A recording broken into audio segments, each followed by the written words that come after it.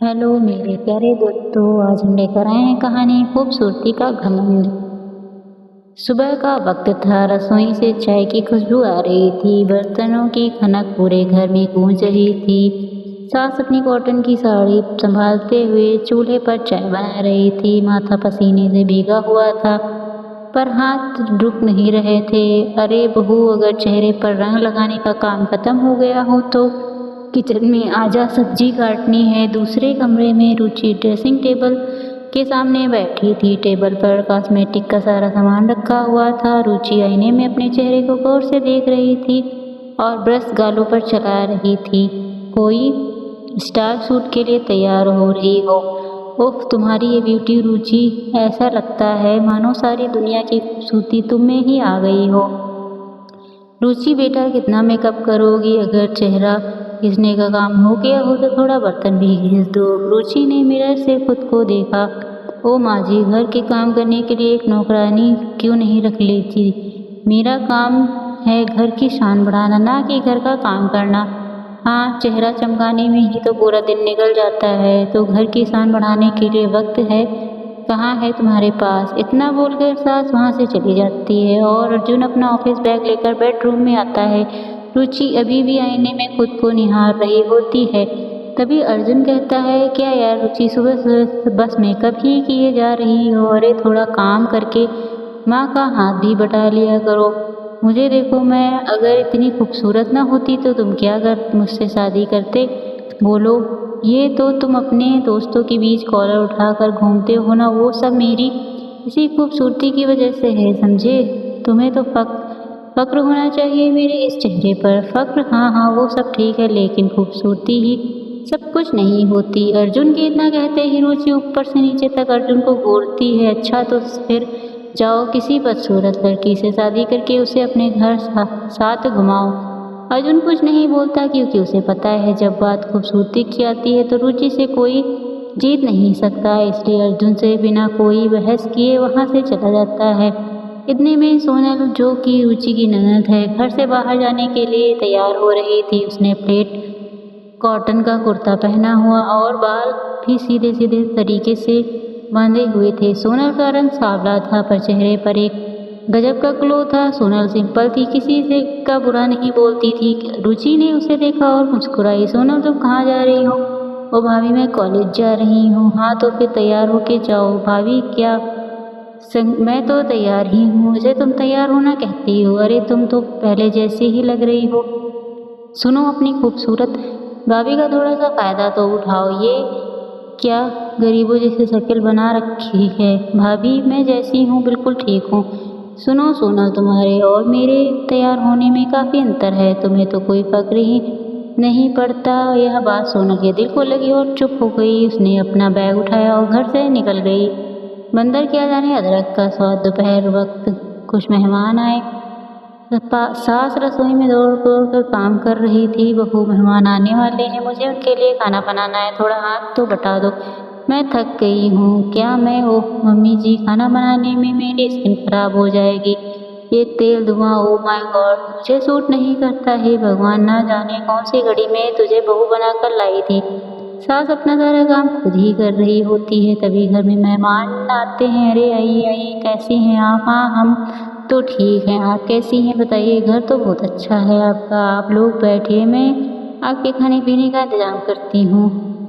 कहते हुए सास किचन से वहाँ निकल जाती है और तभी रुचि अपने नेल्स को कुछ करते हुए वहाँ आती है। उन दोनों मेहमान देखते हैं और उसी वक्त सास भी वहाँ आती है। ये लीजिए गर्मा गर्म चाय। ये कौन है? ये मेरी बहू है। कमाल है, आप काम कर रही हैं और ये घूम रही है। हाँ बस वो थोड़ा सा सास की बात काट कर शीतल बीच में बोल पड़ती है। हाँ भाई, नए जमाने की बहू है, ठाट तो देखो हीरोइन वाला है। यह काम भी करती है, बस ऐसे ही रहती है। सुनिए, मैं कोई नौकरानी नहीं हूँ। पहले आप खुद देखिए और फिर मुझे देखिए। खूबसूरत सबको नसीब में नहीं होती जैसे मुझे हुई है। यह सब सुनकर सास और उसका चेहरा मुरझा जाता है। मेहमान भी एक दूसरे का मुंह ताकने लगते हैं और बिना कुछ कहे वहाँ से चले जाते हैं।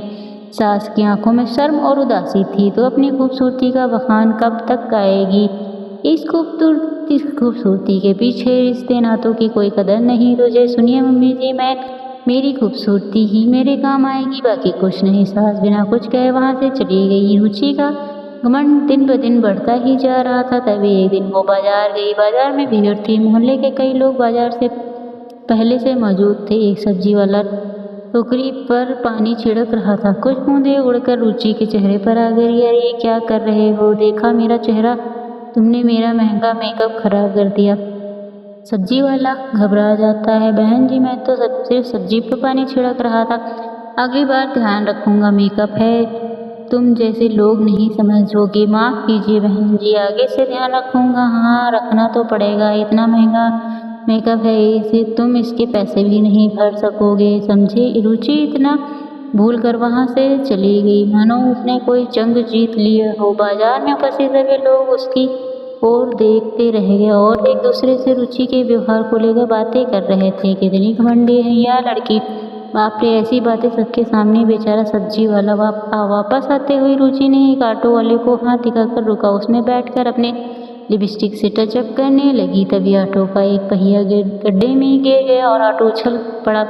उस वक्त रुचि अपने होठों पर लिपस्टिक लगा रही थी। ऑटो के चलते ही लिपस्टिक गाल पर फैल गई। अरे अंधे हो क्या? तुम्हें गड्ढे नहीं दिखाई देते? मेरी लिपस्टिक खराब कर दी। अरे मैडम जी, वो गड्ढा अचानक से सामने आ गया, दिखा नहीं। अब मेरी गलती नहीं है इसमें, मुझे से बहस मत करो। अगर तुम्हें ड्राइविंग नहीं आती तो ऑटो क्यों चलाते हो? बेचारा ऑटो वाला रुचि के दमदमाते हुए चेहरे को देखकर कुछ ना बोल सका। कुछ देर के बाद ऑटो घर के सामने आकर रुका। उसमें से रुचि अपने बिगड़े हुए चेहरे को लेकर बाहर निकलती और तभी उसे मोहल्ले की एक आंटी मिलती है। अरे बहू, ये क्या हाल बना रखा है? आप अपना काम कीजिए, यह लड़की तो कभी नहीं सुधरेगी। रुचि गुस्से में वहाँ से चली गई।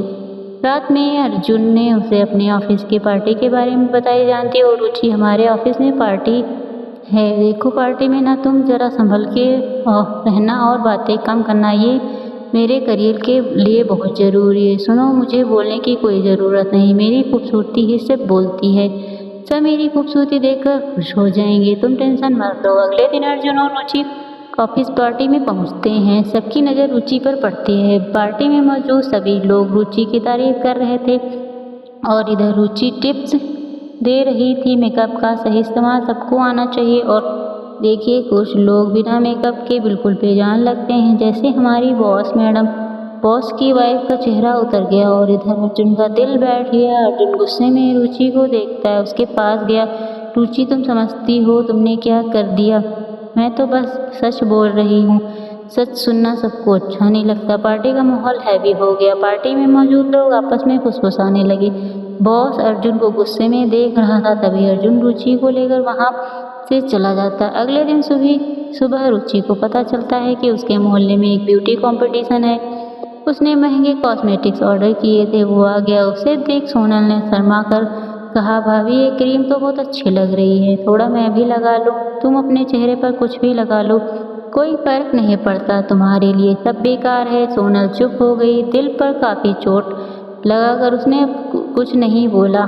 कंपटीशन में एक रोज पहले रुचि ने अपने चेहरे पर इम्पोर्टेंट फेस पैक लगाया और सो गई। सुबह जब वो नींद से उठी, हे भगवान, ये क्या हो गया? चेहरे पर बड़े बड़े काले धब्बे निकल आए थे। सास और सोनल भागती हुई वहाँ आई। अरे बहू, ये क्या बात? सब खत्म हो गया मम्मी जी। अब मैं लोगों के सामने कैसे जाऊंगी? मेरा चेहरा बर्बाद हो गया। देखो, तुमने कितना ज़्यादा मेकअप किया है, कितने केमिकल का इस्तेमाल किया है। ये तो इन्हीं सब का नतीजा है। कंपटीशन का टाइम ख़त्म हो चुका है।